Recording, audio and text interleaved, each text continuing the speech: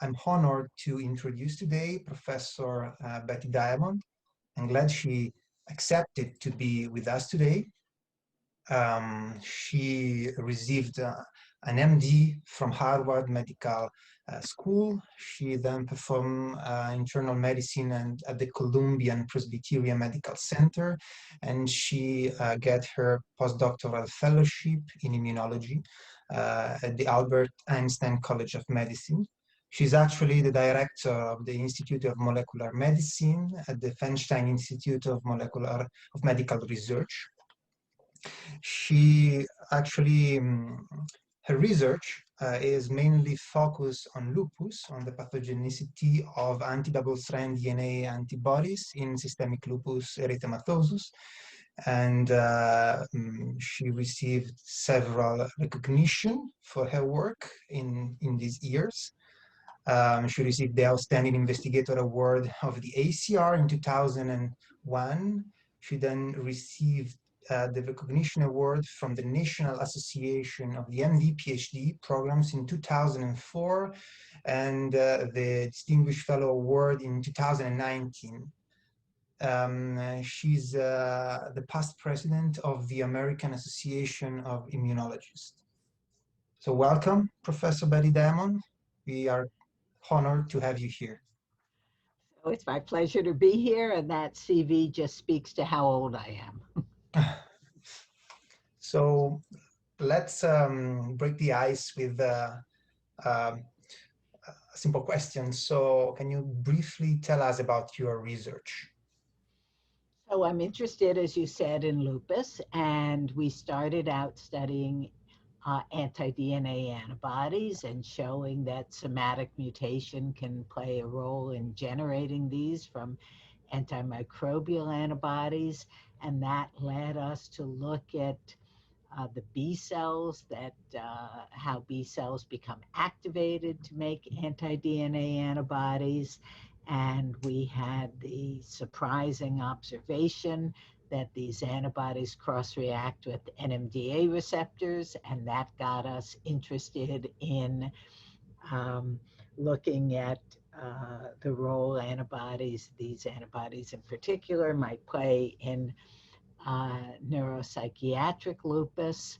And these antibodies actually also cross-react with C1q, which got us interested in the role of C1q in immune homeostasis, because we all know that C1q deficiency is the biggest risk factor for a lupus.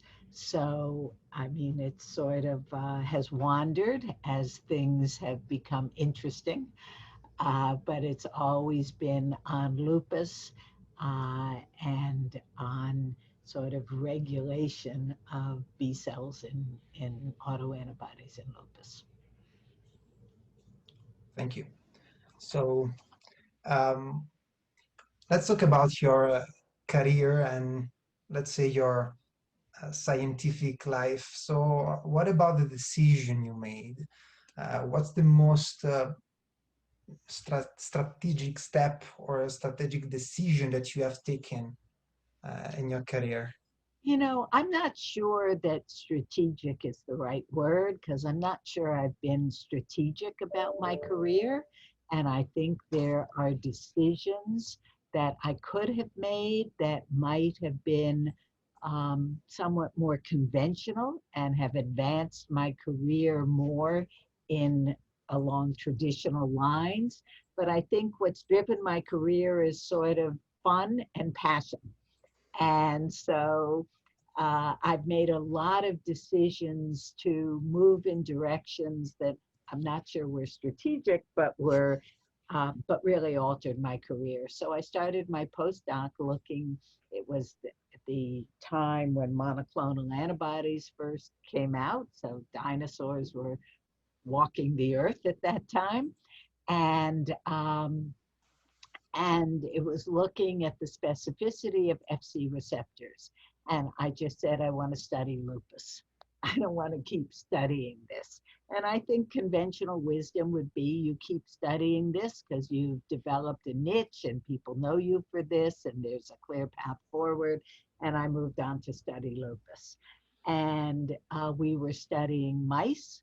And I sort of said, I don't want to keep studying mice. I want to study patients. And so we moved into studying patients. And again, the conventional wisdom is this is where people know you. You need to expand your visibility here and really become the identified expert in this area. And the next thing was to move to clinical trials and get involved in doing clinical trials. And most people would have said that's crazy. You know nothing about clinical trials, which is absolutely true at the time. But I, sort of latched onto a good friend of mine, David Wofsy, who knew a lot about clinical trials, and I learned. And these have all been decisions that have really allowed me to pursue a goal of transforming clinical care for lupus patients. And that's what is exciting, and that's what makes it fun to think about. And so I'm not sure they're strategic. Going into the brain wasn't exactly strategic either, because I'm not a neuroscientist and I know nothing about the brain. So, it's a willingness to keep learning. It's sort of a maybe sometimes foolish fearlessness.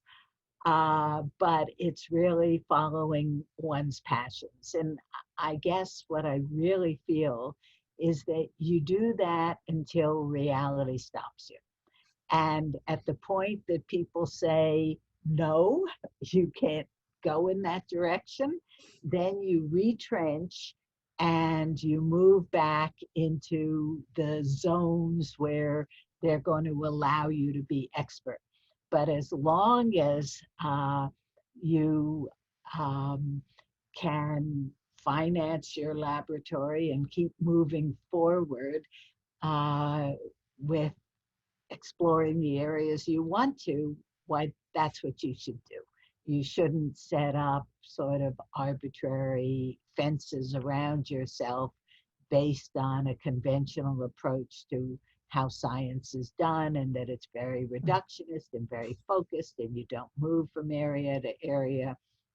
It's fine to do that. Oh, thank you. I mean, just a curiosity, when you were speaking, how much time did you dedicate it to clinical care, and how much time to bench lab research, and if this changed along your path? So when I started my postdoc, I just did moonlighting clinically, and for some extra money because my postdoc did not pay very well. And then I started going one half day a week to clinic. And then I actually became head of rheumatology at Albert Einstein and then Columbia. And I would do a half day of clinic a week and be rheumatology attending 2 months a year. And obviously, there's sort of a half day of rounds and journal club and whatever. But I do think when you start out, you really have to be able to establish your laboratory before you spend more time clinically. And according to your laboratory or your research program, it doesn't need to be laboratory based. Mm-hmm. Okay. And so in essence, you were speaking about how you can find a new room to be an expert in, or something. And I want to ask you a question that I found on that actually the people of the audience here, the fellow of the audience here, sent us. So how could one with a different background continue is her career path in the field of immunology, and how difficult it is to switch from a different field into immunology. So this is kind of connected. So So, you what's the know, balance? I'm not sure there's an answer to that because, you know, it really has to do with your success with papers and with grants. And I think we all know that there's a certain arbitrariness in that. And to some extent, it depends on who's reading your paper and who's reading your grants. So I'm not sure that it is totally predictable. Um, but I think you do good work and you stick with it as long as you can. You know, I mean, there are areas I haven't succeeded in. So, you know, we've studied B cell biology and been funded there, and we've studied C1Q and been funded there, and the brain and been funded there. But I really thought that one could look at exosomes from brain microvascular endothelial cells and determine whether there's a loss of blood-brain barrier integrity. And I thought a non-invasive way to look for breaches in blood-brain barrier integrity would be very important, and one that could be repeated over and over again. So you can draw blood over and over again. You're not doing gadolinium scans in sick lupus patients with renal disease over and over again. And I thought we had some really nifty preliminary data and some really nifty good ideas about it. And I didn't succeed with it. You know, the cell biologist just said that Betty Diamond is not an endothelial cell biologist. True enough. Um, and so I think that, you know, you keep trying, and sometimes you try and you wait a couple years and you try again, and I'm ready to try with that again, having waited maybe 8 years. Um, and um, you know, but I'm not sure that there's an answer. I think that um, the truth is, if you're a good scientist in one area, chances are you have the capacity to be a good scientist in another area. That it's a matter of critical thinking, it's a matter of a certain amount of creativity, it's a matter of mental flexibility, and being able to alter your hypotheses when you do an experiment or you gather data that suggests you're not right, or when you read a paper that way. And, you know, information's very available. You can go to meetings and you can learn a lot about what's current in a new field. Um, you know, in a pretty accelerated way. So I don't think you should have any fear of going into a new area that interests you. Um, you know, for MD PhD students, over 50% of MD PhD students get their PhD in a different area than they did their PhD work in. And, you know, if you just keep doing the same work over and over again, you'll calcify pretty quickly. So it really, you know, you're always doing new things, whether it's in, you know, what people would call the same area or a different area. I mean, my lab's gotten very involved in some metabolomic studies now.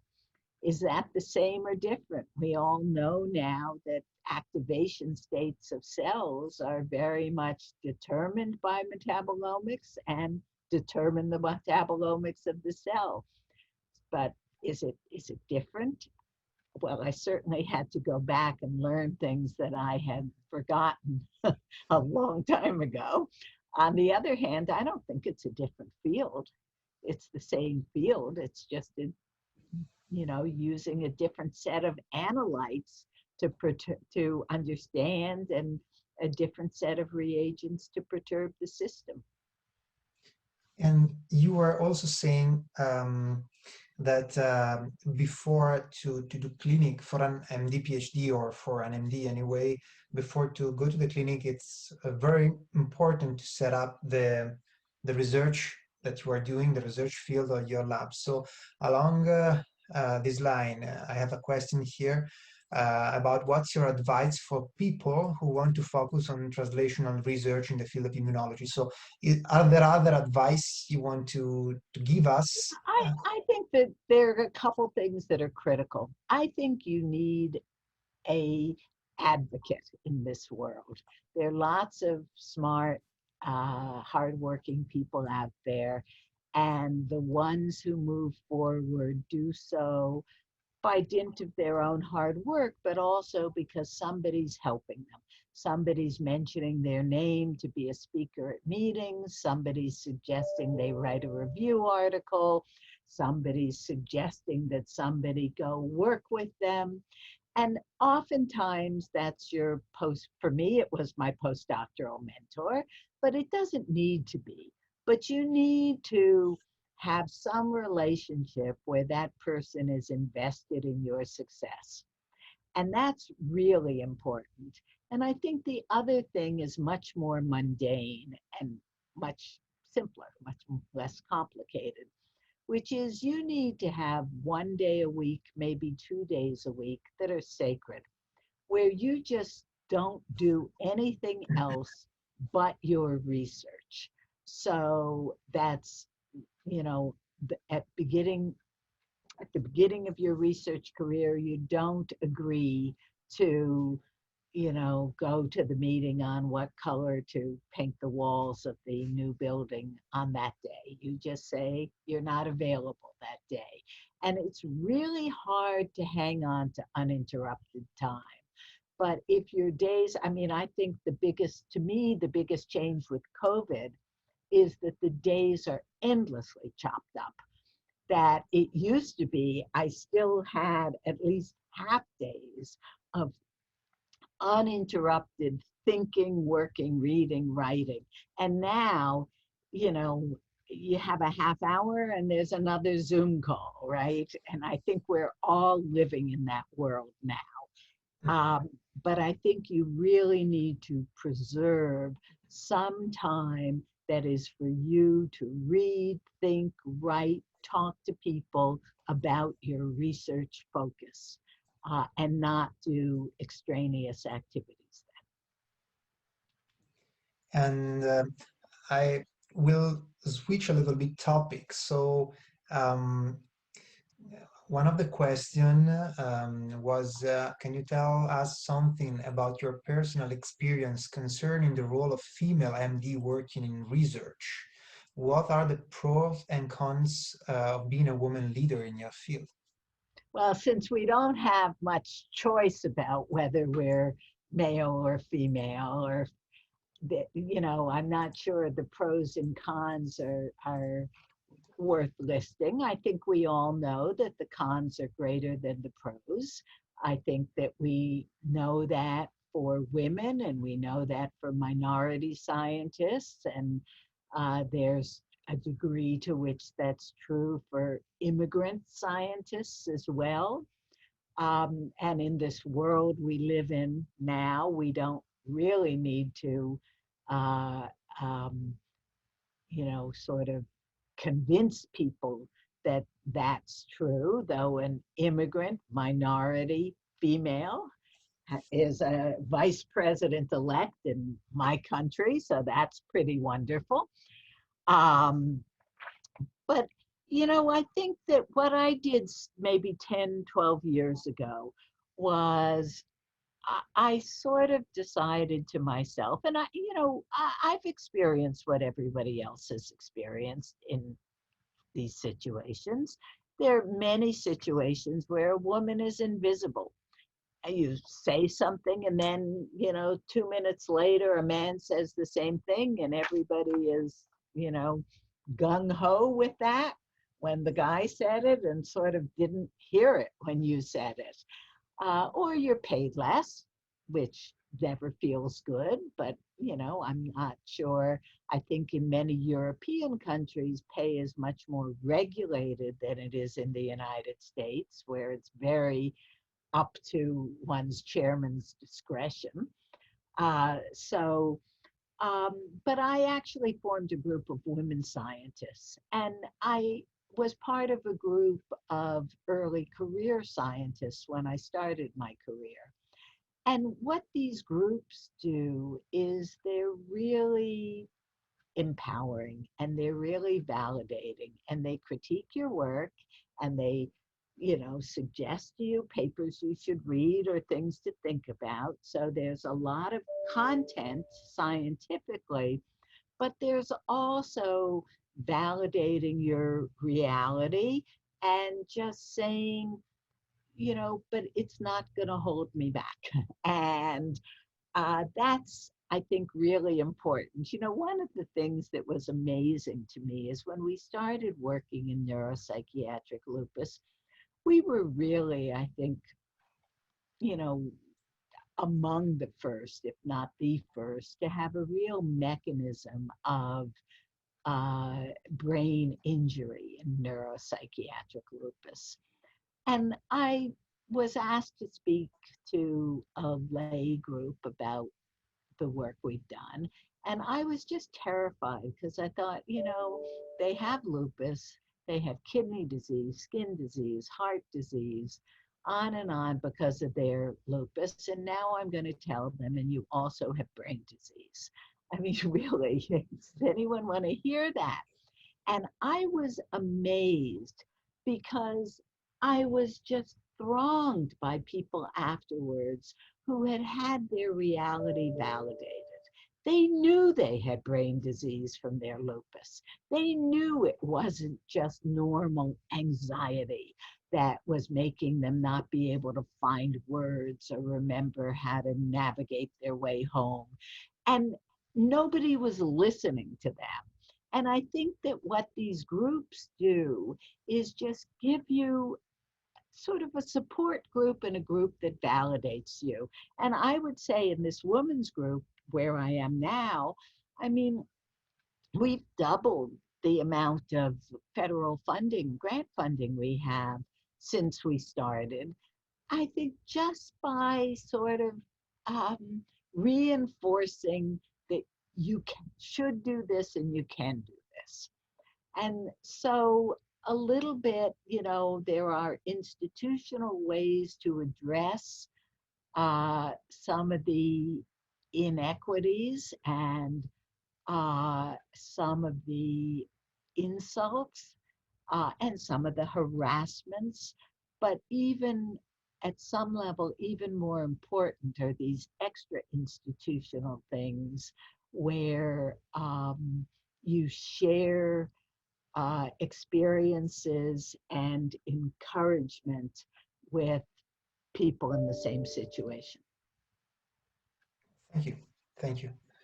So I would ask the audience if, since we finished the first set of questions, if every one of you have something to add or have another question, that's the moment to do it. And then I would switch on the training set of question. So are there any specific question you want to do to Professor Diamond right now? I have a question. So I am at NIH now, and I've seen multiple principal investigators. I work with one only, but I do see many, and I feel like they are kind of rushing or stressful. They are not calm like you. I know you from my training, and you are just calm and you are successful. You just look so relaxed. What is the how do you do this? You are just so self-confident, or it's your personality, or I think it's age. I don't know what it is. I think it's what I said at the beginning. You have to love the work you're doing. And I think it is, obviously I'm paid for the work I'm doing, but to me, it's a gift to do the work I'm doing. I can't believe somebody pays me to come into work every day to see patients I really care about. And I went into lupus because I'm a feminist. And I wanted to, study a disease of young women where there weren't cures, where these, women were, as with so many diseases in medicine, are inadequately taken care of because we just don't know enough. And so I get to sort of deal with patients for whom I want to make things better. I get to work with students who are, I always think of students like puppies. They just make you smile. They're just full of energy and, and frankly, I have a seminar that I sometimes give on all of the things that we've done in my lab where a student made a suggestion and I said, well, I don't really think that's right, or even I think that's ridiculous. And then came back, 2 days later, a month later, and said, that idea you had, it's really smart. Let's go do it. And so, students are great fun, and just being able to think about something you care about, it's really fun. And I think, I could also have a lecture on all of my grievances, but what would be the point? It would make me miserable. But remembering all the students who opened your eyes to something you had been blind to, that's really fun, right? And sort of saying that this bad thing was done. You don't need to come to me to know that women or, others of any sort are not treated as well as they should be, right? So it's just, I think, really enjoying it. Thank you. But it's not that I don't worry, because I do. But I have to say one other thing that the, election puts into perspective. There are a few people whose science is truly, truly unique. And then there are lots of people who are good scientists, but if they don't do that work, somebody is going to come to that, reveal that information, perhaps through somewhat different experiments, but we're going to learn it. I've always thought that how you behave as a citizen is more important than what I accomplish as a scientist. How I behave as a citizen is. And that's a citizen writ large in my country. So I'm out campaigning before every presidential election. And it's how I behave as a mentor in my laboratory. It's how I behave as a physician to my patients.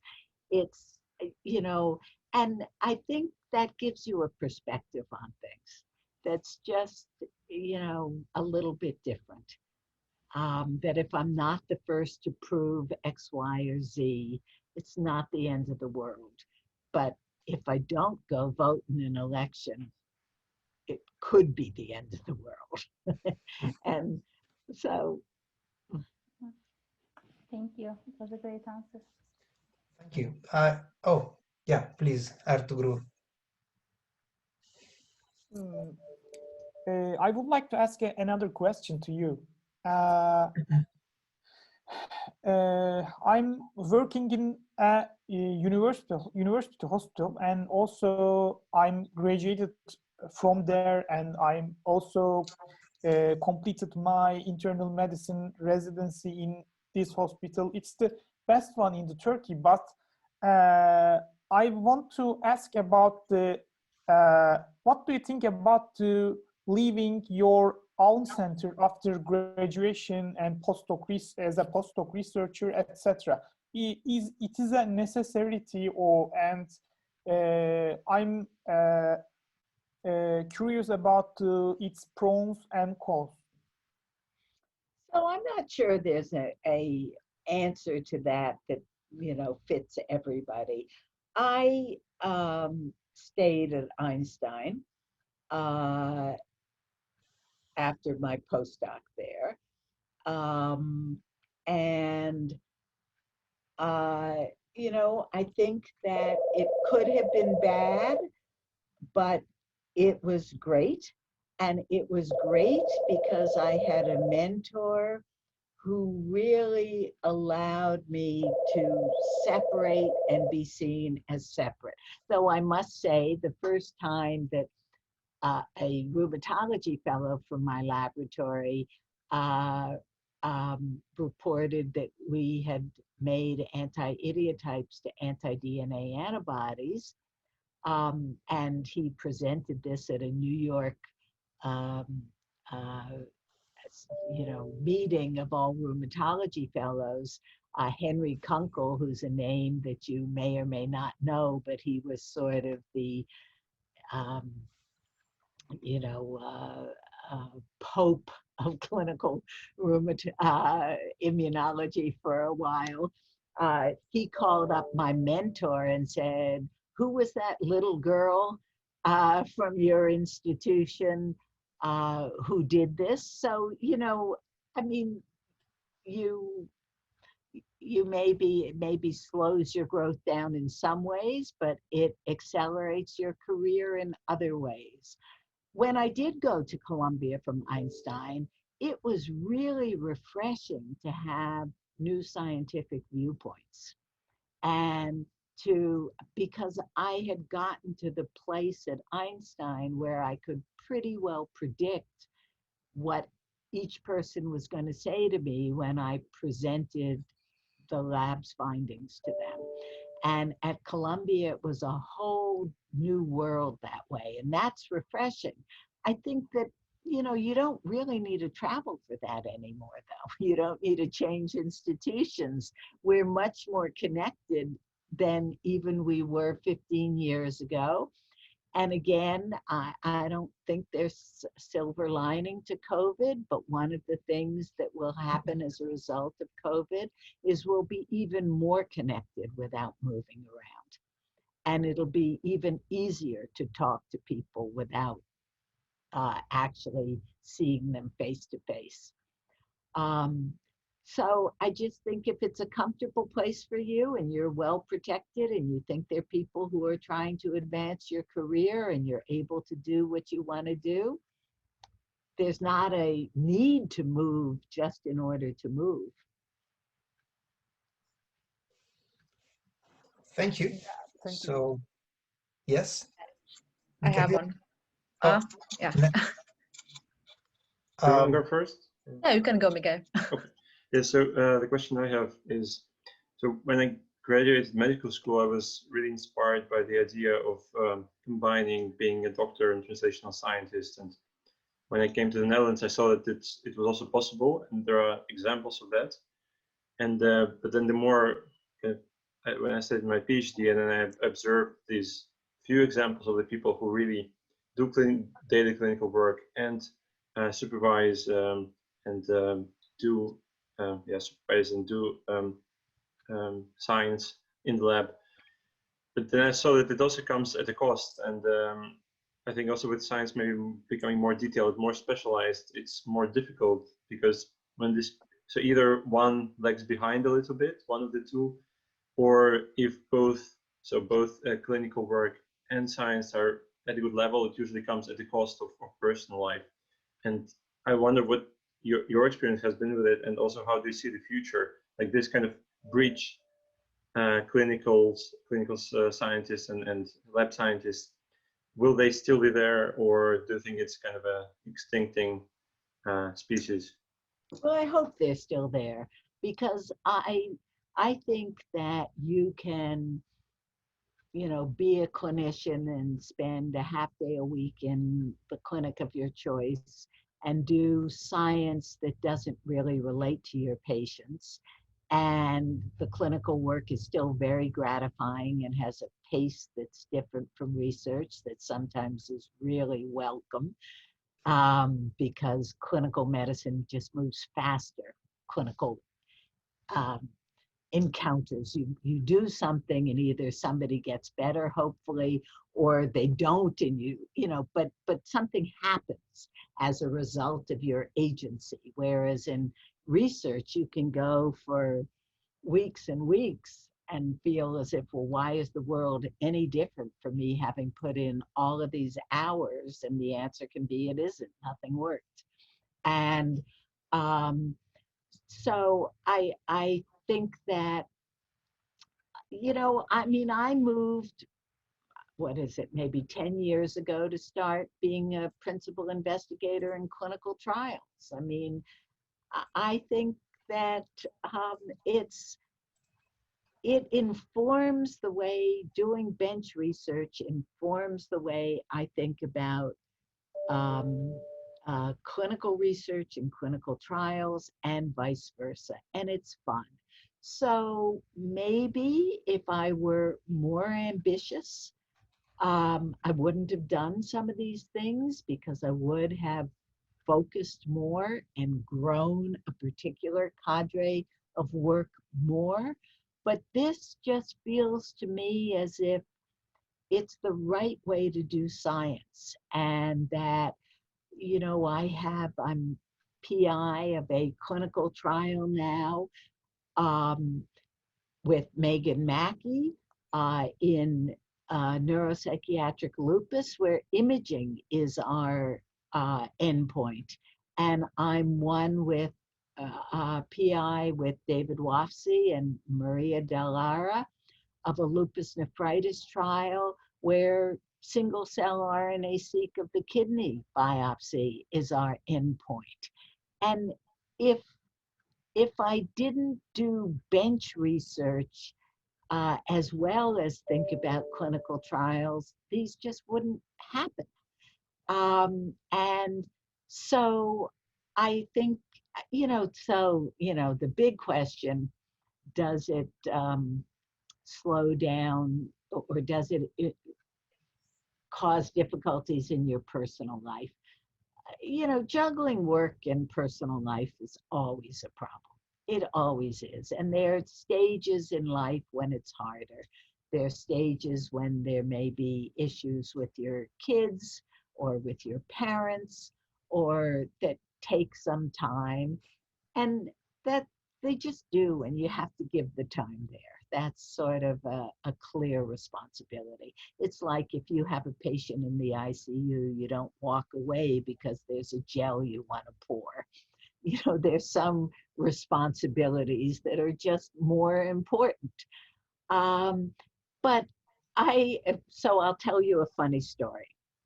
When my kids were little, I used to say to my husband that on weekends and when we're home, we have to play with them because we work all day, and we have to spend time with them when we're all together. And we can't say I'm working now. And so he was out planting tulips or something with our then 3-year-old daughter. And we lived right next to Eric Kandel, who won a Nobel Prize in neuroscience. And Eric jogs every day, or did then, and he goes jogging along. And my husband pathetically says to me, I bet he does his best thinking when he's by himself jogging on weekends.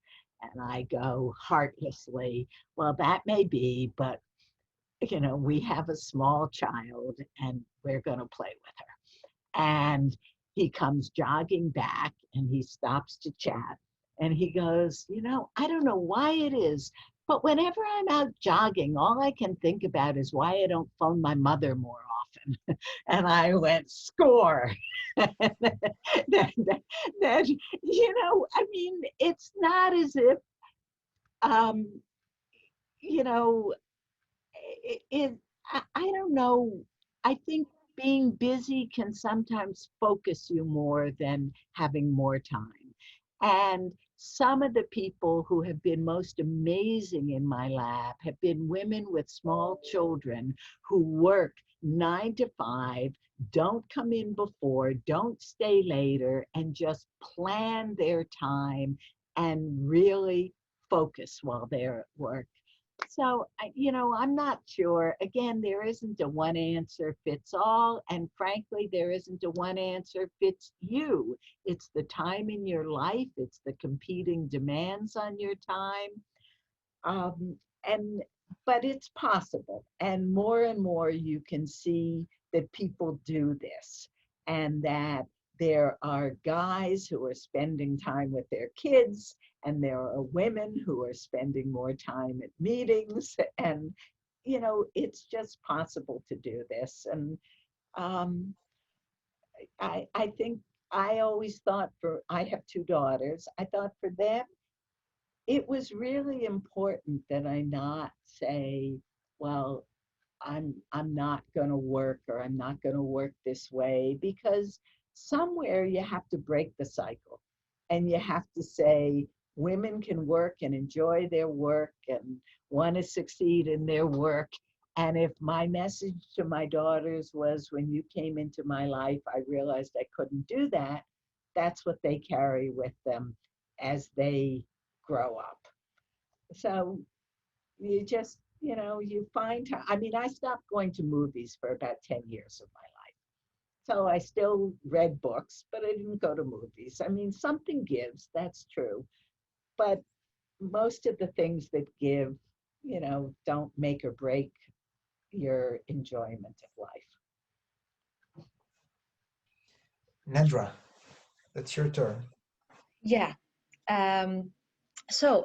From my little experience, like now in research, in the world of research, I figure out like scientists like put some hypotheses sometimes, and they are too hard to to prove this hypothesis, and sometimes like you pass by another discovery maybe, and as once my mentor said to me, if you know already the result of your research, you're not doing a good research. So what do you think about that, and how goes the research now about all this have to publish article, to have to prove your hypothesis quickly, and all these things? That's hard. I think if you're not a risk taker, you're not going to be a good scientist. That you have to be something of a risk taker. And so I've always felt for my laboratory, and for when somebody comes into my laboratory, for them personally, I always give them sort of 2 projects, or we work out together 2 projects. One that ought to work, and one that's riskier. And if the risky one works and seems to be really exciting, they focus on that. And if not, they move forward with the one that, where things are really set up, that it's just a matter of putting the time in. So I totally agree. If you're never wrong, you're not taking enough risks. And if you don't take any risks, it's not very interesting either. If you know everything before you do it, it's not much fun. But obviously, you need to keep publishing. So while things are not going so smoothly, there has to be some way to keep visible and to keep showing that you're productive. And, sometimes that's in collaborative activities, and sometimes it's just in, some straightforward kind of project. I think that some of the things, when I look back on it, that sometimes we publish too early, because both the student and I sort of mentally moved on. We got bored because we knew the answer, and it's correct, we did know the answer. But sometimes you have to do the extra work to, you know, sew up all the loose ends before the world is impressed by the answer in the same way. So again, you know, the projects that are really dear to your heart, make sure you put all of that extra effort into. The ones that are just sort of, you know, the stuffing and, you know, the bread and the meatloaf, just do what you have to do to publish, to be able to show that you're being productive. Okay, so I would like do some question about your early career and training, and then I will open again to questions from the audience though. So the next series of 3 questions are, if you were to begin your PhD in 2020, what your ideal research topic would be? And the second question is, which are the challenges facing clinician researcher? And the third one, that I'm gonna do it together so you can kind of craft a single answer for those. If you are starting your training, your clinical training right now, what advice would you give to yourself as a rheumatologist? Well, so, you know, for me, my research topic would still be lupus. You know, we still don't treat it well.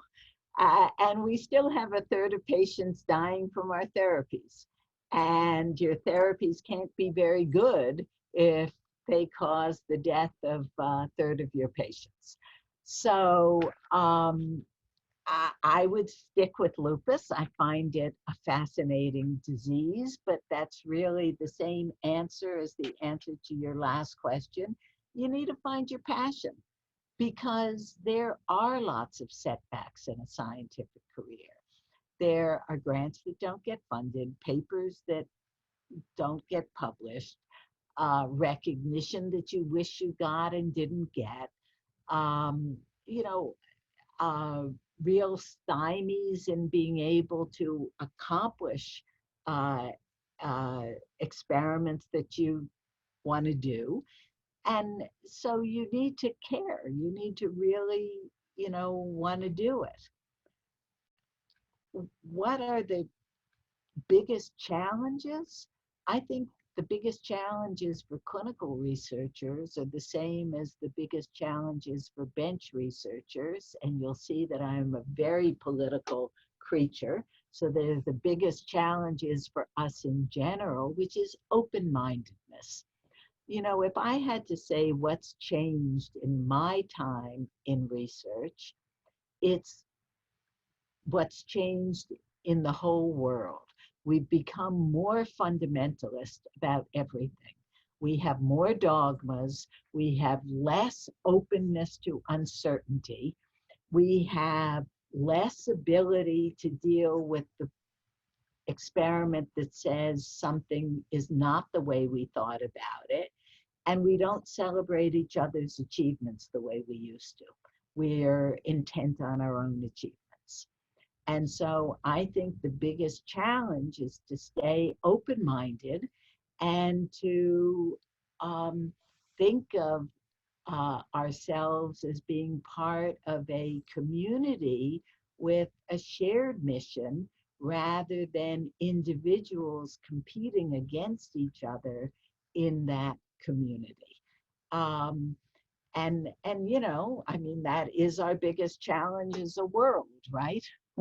I mean, it's not any different, but it's really hugely important, and it's important in science too. But I think, you know, you find what really drives you, what you really want to do, and then you take risks and you go to new areas because they're interesting and fun, and you have an idea that you want to explore.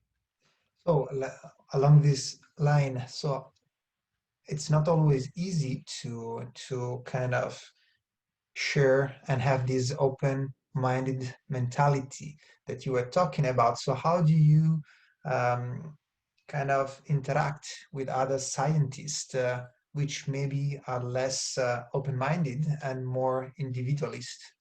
That's a big issue, I think, So, especially at our that, age.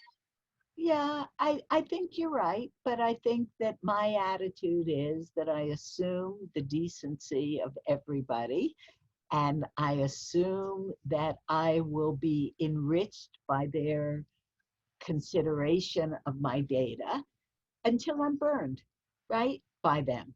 And if they prove themselves to be untrustworthy, I don't go back.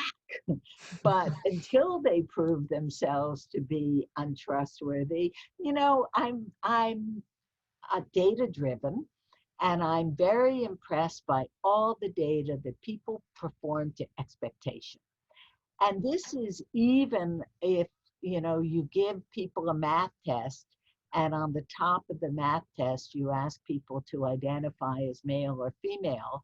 If you do that, the women will do worse than if you just give the math test. And so I think if you have an expectation that people are going to behave well, they will behave better than if you try to keep something secret and they sort of find out, or you say something inadvertently, and then they will behave to the expectation that they won't be honorable about it.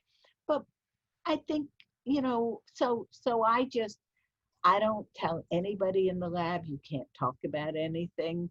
I don't tell, when I give seminars, I give lots of unpublished data. I don't give only data that's either published or the manuscript is about to be submitted. I just do it. And I don't know, I think that, again, people will behave better towards you if you do that. Maybe lots of people think I'm a fool for that, but too bad. So another question that I found very interesting. So it's what are the challenges of having an independent team? So this is probably the next step after the postdoc and everything. So when you start new lab by yourself, which was the challenges that you face, and which kind of advice could you give us? I think that there were two really hard times in my career. One was starting a lab, and I think it's because you go from, even if you were part of a small lab, you go from a lab that's bigger than the lab that you're starting to a lab by yourself that is both intellectually and socially lonely, and where you, even if you do more than one project, you're not doing as many projects as the lab you came out of. So it's possible that everything fail. If you're doing enough projects, generally something is working. And I think that's really hard. And that's why being part of a group of young investigators is so important, because everybody's going through the same thing, and everyone can turn, and it becomes less lonely, and everybody can turn your frustrations into something funny and that you can laugh about. So I think that's really hard. The other time that was really hard is, I watch people in laboratories, and everybody's a little different as a mentor. And there's some mentors who I guess are a little more intimidating than me. But when my kids were adolescent, I felt as if I went to work and everybody told me I was wrong all day long. And I came home and my kids told me I was wrong until I went to bed. And I just kept thinking it would be nice to have one place where somebody would say yes. And so, but I think that really the hardest is when you start out, and you have to get a group of people who you can talk science to, who you can share, the difficulties of of dealing with a brand new lab. You know, I think we all train to be scientists, and then we discover that 90% of your success is dependent on what I call social work skills, and which is to be able to motivate people, to be able to resolve conflicts, you know, to be able to navigate 1,000 interpersonal situations. And as you do it over time, you become a little better at it because in part you realize not everything has to be resolved immediately so that you can go home and think about it. But, you know, also some of them you've seen before, though lots of situations continue to be brand new and something you never anticipated, but at least you can share it with other people and you can get their advice on it. So I think, you know, having a group is really important, and a group of people who are, you know, when you're an assistant professor, having only full professors in your group doesn't do it, because they just make you feel worse about yourself no matter how nice they are, because they seem to have figured it all out. You need people to, you know, laugh with you at your mistakes. Well, so from my understanding, you actually built a personal relationship with the people of your lab, something like more um, intimate, or anyway, isn't it? So do you, it's always the case, or do you, or this strategy, let's say, of having a good and honest relationship with the people that work with you sometimes doesn't work? And if so, what you do? Yeah, well, I think that's true. I mean, you know, there are situations where there'll be somebody in a lab who's very aggressive, and I mean, aggression is not in and of itself a terrible thing, but everybody else in the lab sort of feels as if their work is being taken away, or you discuss something at lab meeting that you think pertains to somebody's work, and this person does the experiment a week later and says, look, I did it. And I mean, you know, so you talk with somebody, and basically the skills of being good in a laboratory, I think, are the same skills as being good at managing a team. And so if you talk about what it means to be a team member and to allow other people to grow as well, you're really giving advice about how to deal with people when you have your own laboratory. And if you put it that way, I think it's easier to accept. And you know, we're all going to have people who we work with or who aren't as smart as we are, and people who are smarter than we are. And you have to be able to, you know, learn from both and encourage both and advance the careers of both. And especially with students, everybody learns at a different pace. I mean, I'm so amazing. Some people come in and in 6 months, they're just exciting to talk to. And some people take 2 years to get there. And whether it's self-confidence or who knows what it is, but you just have to have a little patience also. And that's, I mean, I think shared lab meetings are great when you start out, because it means you're interacting with more people. So it's not just shared with the PIs, but, you know, your technician and your one student or your one postdoc and you, and 1 or 2 other groups that are equally small, to meet together, maybe have one lab meeting that's just your lab meeting and one that's shared, so that the nitty-gritty troubleshooting gets done one place and sort of the conceptual growth of a project gets done somewhere else.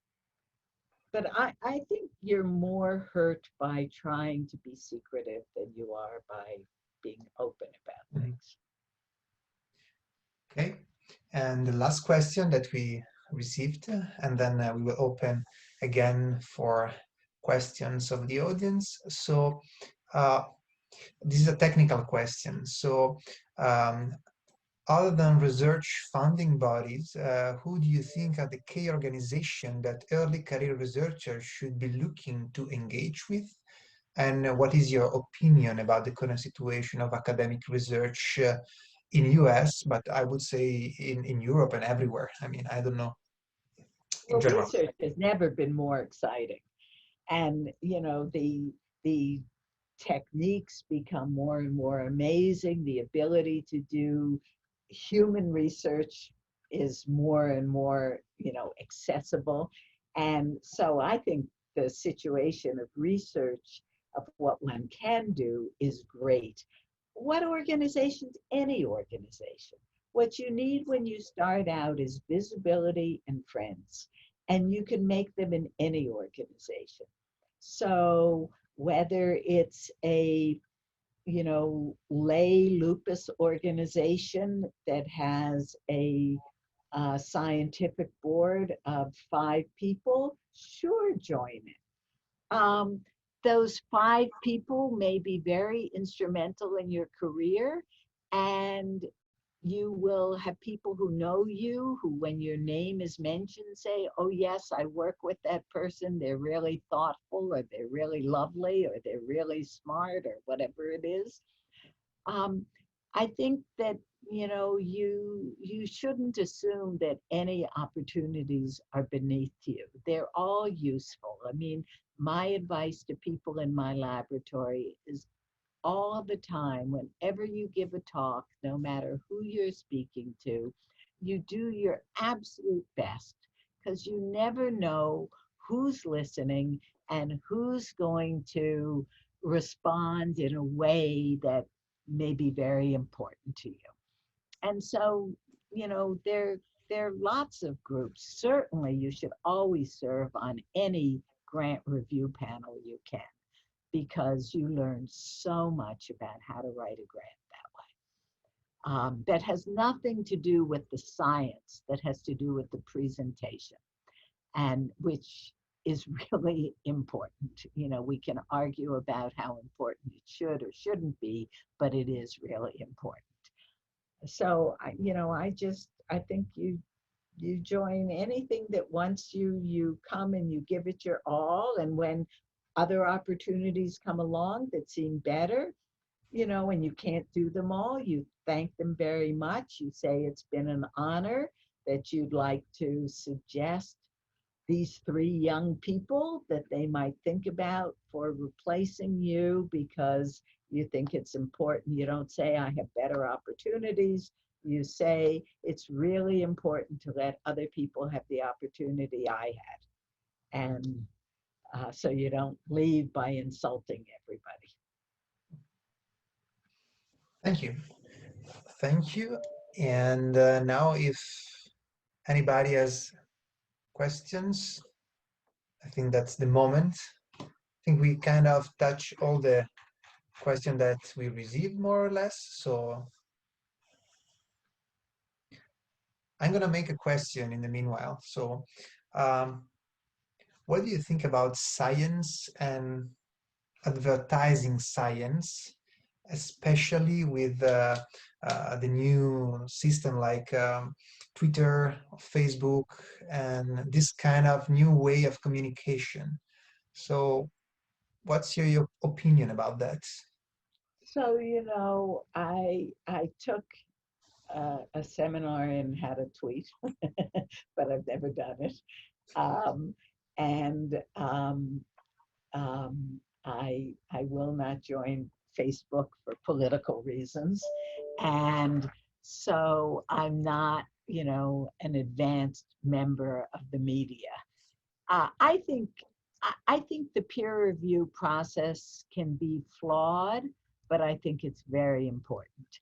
And I think we don't do science by press announcement.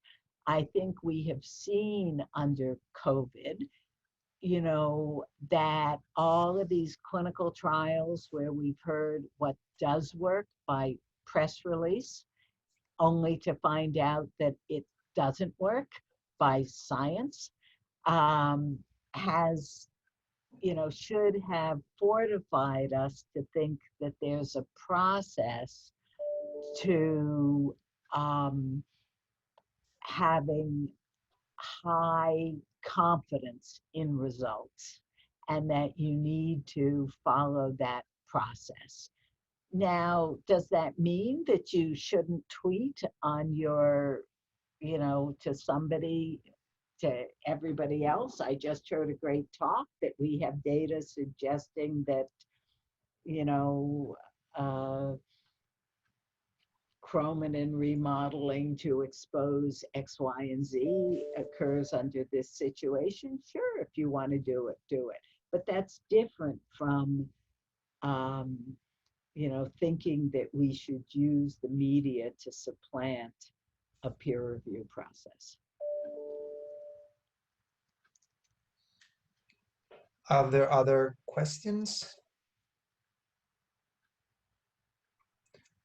Yeah, Mikhail? Yeah, there are no other questions. I was just wondering, you mentioned during discussion and also some of your stories about the importance of the advocate, but then also probably a mentor that you had and the mentor that you have been, and how, yeah, how do you see this in general, like importance of this relationship between the student and the mentor, especially in the probably young first stages like PhD or postdoc?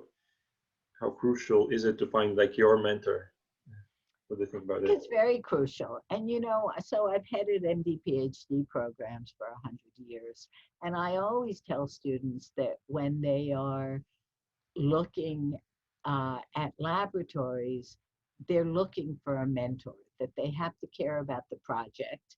But what they're looking for is not somebody who's warm and fuzzy, but somebody who's going to challenge them, but advocate for them. And I think that that's, you know, true when you look for a postdoctoral position. You want an elephant, not a fish, as your PI. So somebody who doesn't have you in the lab and then swim away. And you want somebody who takes, you know, who watches your growth over years and years. And that's true when you're choosing a faculty position. You want to be in a group where you think that they are involved in your success as well as their own success. And that's, you know, true for every aspect of your work. It's true for thinking about your science and being able to review your data with people and get really, you know, insightful comments. It's true for when you face interpersonal or ethical dilemmas in your laboratory and you want to be able to talk through them with somebody or some people. It's true for when you feel as if, you know, you're not achieving the visibility that you need to move forward, and how do you do that, for sort of talks about career advancement. I think it's critical that you find people who care not just about their scientific productivity, but about their scientific progeny. And, you know, see your success as their success. But there are plenty of people like that out there. It's not, I mean, there are some who aren't, but there are plenty of people who are. So I want to make an additional question, if I may. So as you may know, here in the audience, there are not only MD or MD PhD, but there are also PhD or a PhD student. So which kind of advice would you specifically give to them in order to have their career. So, or do you think they should have a different, they should make different choices in order to be successful in their job? No, I think you follow your passion. You make sure that there are people who care about your success and are invested and are going to help you and advocate for you. You have to learn these skills of running a laboratory and teamwork. And you have to make sure that you have around you people to share your experiences with at every stage of your career. I don't think it's any different. No, I really don't.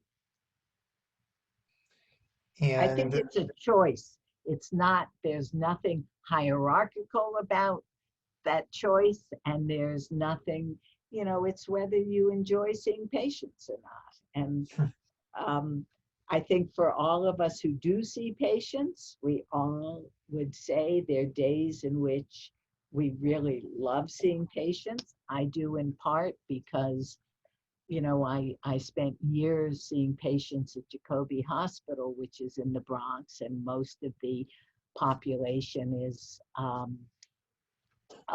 Black or Hispanic. And they all reminded me of my Polish grandmother, whom I adored. And, you know, I just loved it. On the other hand, there's some days and some patients when you don't want to see patients, and you know, you certainly don't want to see that patient. And so, you know, I think that, you know, for those of us who do it, it's because we like it. And for those who don't do it, it's because it doesn't, they don't see their grandmother in every patient. Or they didn't love their grandmother as much as I did. other question from anybody? Yeah, Chris. Hi. One thing I find is kind of working out when I've had a good idea and when I've had an idea that's perhaps not so good. So I think when I'm thinking of an idea for a project, I'll suddenly get very caught up in it, think it's a great idea, and then suddenly think, has this really been done before? If it hasn't been published, is this because someone has done it before and it doesn't work, so it's a bad idea? So I was just wondering if you had any advice on kind of when you know you're onto a good idea, when you kind of know that that's the one to go forwards with. Well, I think, you know, when you have a good idea, you should certainly go read about it, and you should certainly see if somebody has done it before. I'm always amazed that whenever you have a question,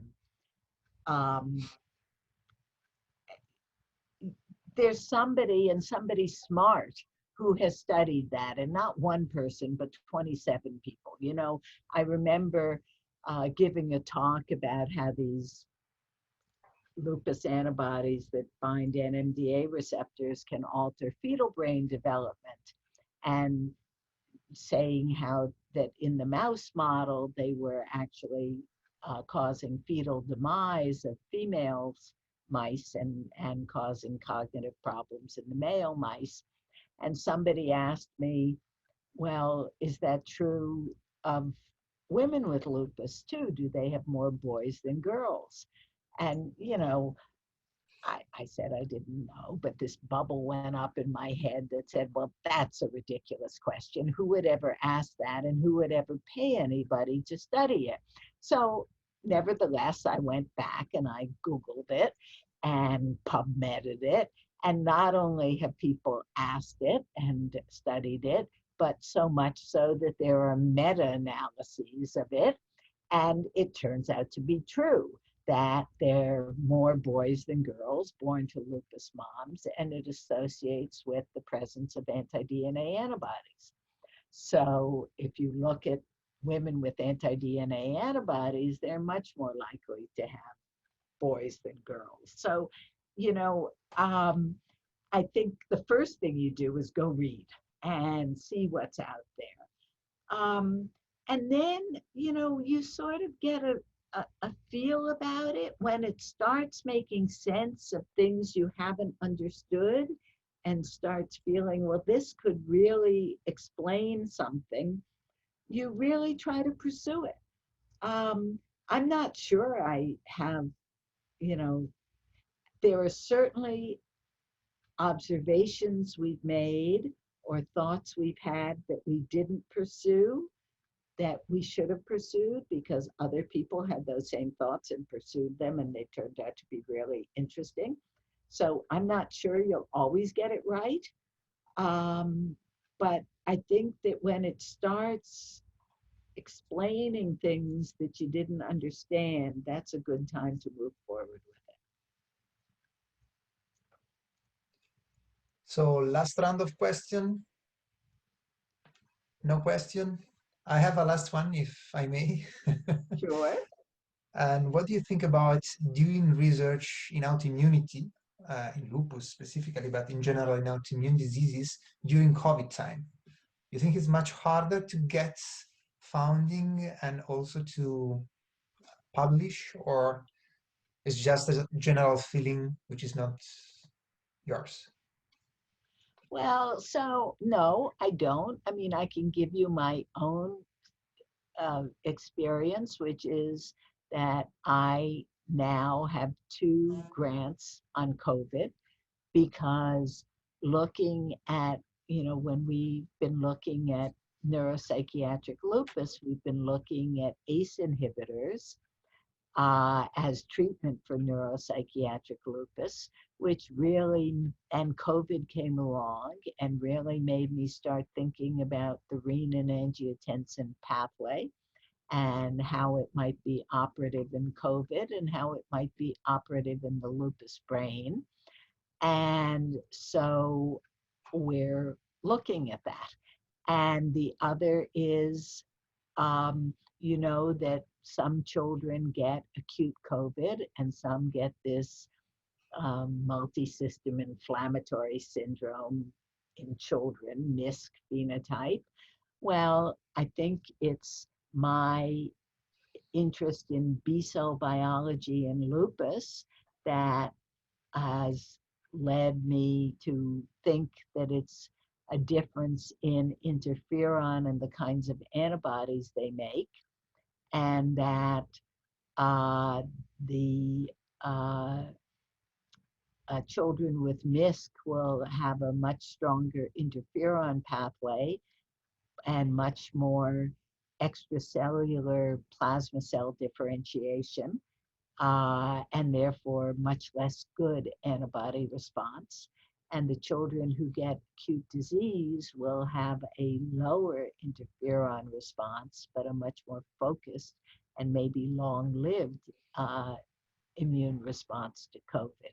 So it's because of the way that we've been thinking about lupus that actually sort of said, well, here's a place to try to test out some of these hypotheses and look for these also. I don't plan to spend my life studying COVID like I plan to continue studying lupus, but it's a real opportunity to, in extremes that you don't get in lupus, the difference between MISC and acute disease, look for these differences.